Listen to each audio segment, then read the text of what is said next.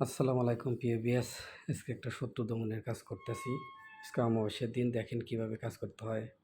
আগরবাতি, মোমবাতি, সিঁদুর এরকম নাম লিখবেন, লবঙ্গ নেবেন, এই যে সজোরে কাটা নেবেন, এরকমভাবে সুতা নেবেন, নিয়ে কাজগুলো করবেন।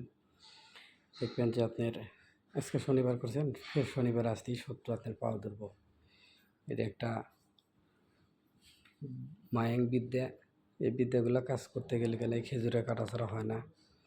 তাই সবাইকে বলি, আপনারা ভালোভাবে দেখে কাজ করবেন। যদি না বোঝেন আমার সাথে ভিডিও, ইমো, হোয়াটসঅ্যাপে নক করবেন।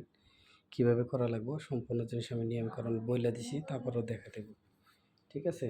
যদি কালে কারো দরকার থাকে, আর একটা জিনিস, সেটা হচ্ছে গেলে মার্কার পেন। এই মার্কার পেন লাগে, আরও বিভিন্ন জিনিস দিয়ে কাজগুলো করা হয়।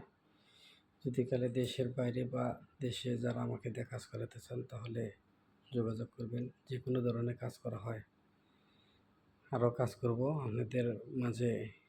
পরে ভিডিও করে আমি দেখাবো কিভাবে কি কাজ করা হয়।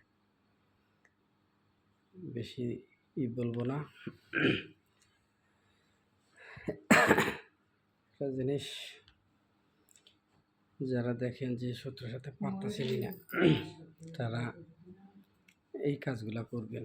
যারা শত্রুর সাথে একবারে পারেনি না, খুব কষ্ট, শত্রু আপনাকে যন্ত্রণা দিতেছে, শত্রু আপনার কথাই শোনে না, তার জন্য সেই কাজটা অবৈধভাবে কোনো কাজে খাটাবেন না, তাহলে আপনি পাপের দায়ী হবেন।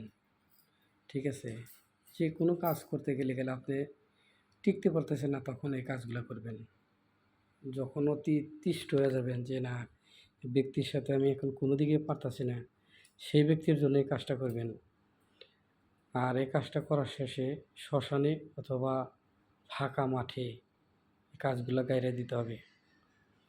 ফাঁকা মাঠ অথবা শ্মশানে দিতে হবে। এই লেবুর ভিতর দিয়ে এগুলা খেজুরের কাঁটাগুলো নামের সাথে ঢুকাতে হবে। কীভাবে ঢুকাতে হবে আমি পূর্বে ভিডিও দিছি, ভিডিওগুলো দেখেন। কাঁটায় ক্লিক করলে গেলে ভিডিওগুলো পাবেন, নিয়মকানুন সহ সম্পূর্ণ জিনিস দেওয়া আছে।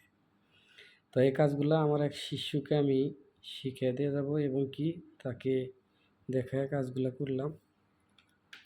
ভবিষ্যতে সে যাতে আর আমাকে না ডাকা লাগে, সেই জন্য আর কি।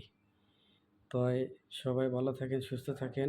ভিডিওটা বেশি বেশি করে শেয়ার ও মানুষের সাথে করেন, বেশি বেশি করে লাইক কমেন্ট করেন। আর যারা আমাকে দিয়ে কাজ করাতে চান, তাহলে ভিডিওর নিচে নাম্বার থাকবে, যোগাযোগ করবেন।